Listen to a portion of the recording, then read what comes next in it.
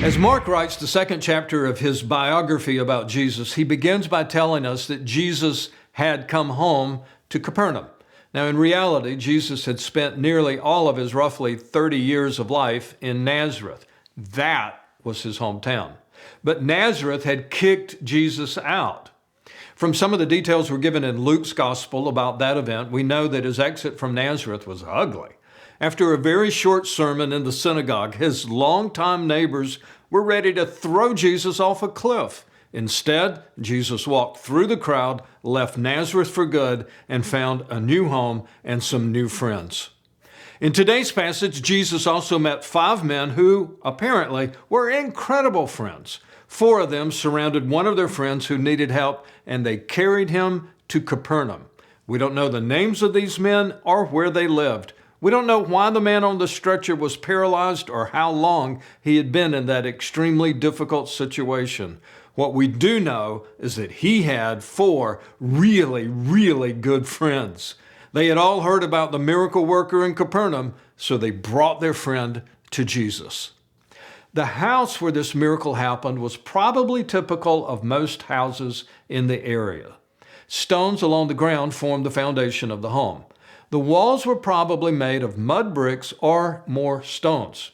Wooden beams stretched across the walls to support the roof. A mixture of mud and grass, it's called thatch, formed the actual roof. The roof would have been flat and there would have been easy access to the top of the house. Because the house was packed with people, the 4 men could not get their paralyzed friend inside the house, and so they took him to the top of the roof and started digging. They must have showered Jesus and his audience with dirt. When they had an opening large enough, they lowered their friend into the room. People had scattered, so now their friend was right in front of Jesus. I've often wondered if the man on the pallet was shy or if he had protested. I guess it didn't matter.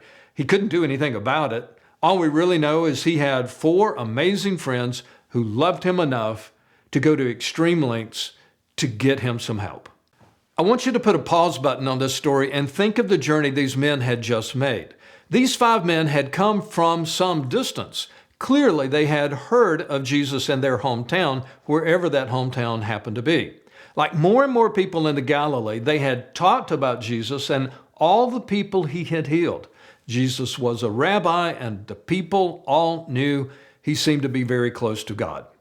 At some point, they decided it was worth a trip to Capernaum to see if the famous rabbi would heal their friend. We don't know how far they walked or how long it took for them to arrive, but the closer they came to Capernaum, they must have grown more and more hopeful. And I believe they probably grew a bit anxious. This was, after all, kind of a crazy idea. Would God actually heal a paralyzed man if they could only get him to Jesus? They must have prayed. They were clearly a people of faith. And as people of faith, they remembered Scripture. Perhaps they even quoted it along the way. In that culture, quoting Scripture was a part of daily conversation. That was very common. The closer they came to Capernaum, the more likely it is that each one of the 4 friends became more serious. They were going to great lengths to help their friend, and they wanted nothing to hinder their prayers. Now, can you imagine how the man on the stretcher felt?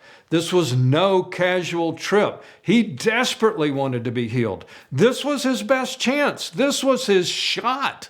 He must have prayed with every breath. Whatever his relationship with God had been, however discouraged he had been, now there was an urgency to being completely in step with God's will. It would have been only natural for this man to have asked God for forgiveness before asking the same God for a miracle. Now, we see this story as a case of physical healing. Mark presents it as a story of spiritual healing. So, come back inside the house where people are trying to brush the dirt off of their hair, off of their clothes.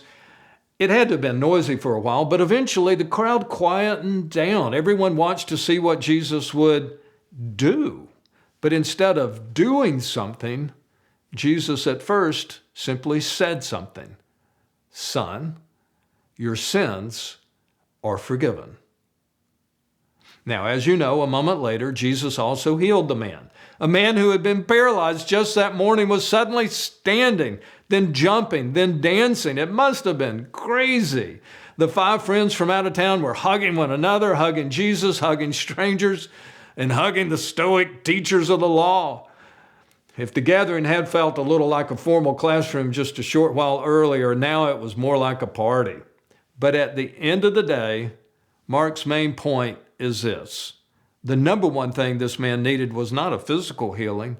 The top priority of someone coming to Jesus is spiritual healing. Now listen, I cannot imagine what paralysis must be like, and I hope you and I never have to deal with that. But no doubt you're dealing with something. If you live long enough, you will have a great number of physical challenges.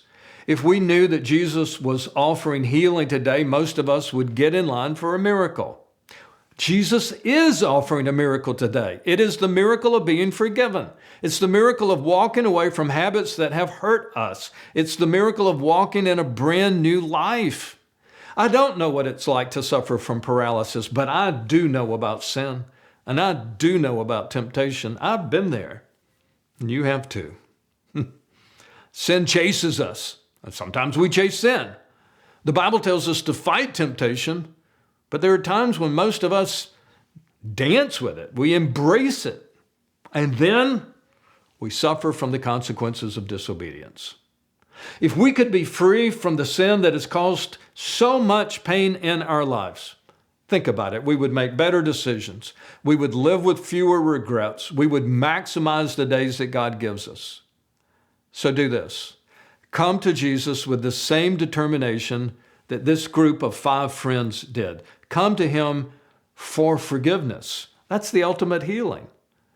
The men in this story decided nothing would get in their way. No obstacle would stop them, even if they had to dig through the roof to get to Jesus.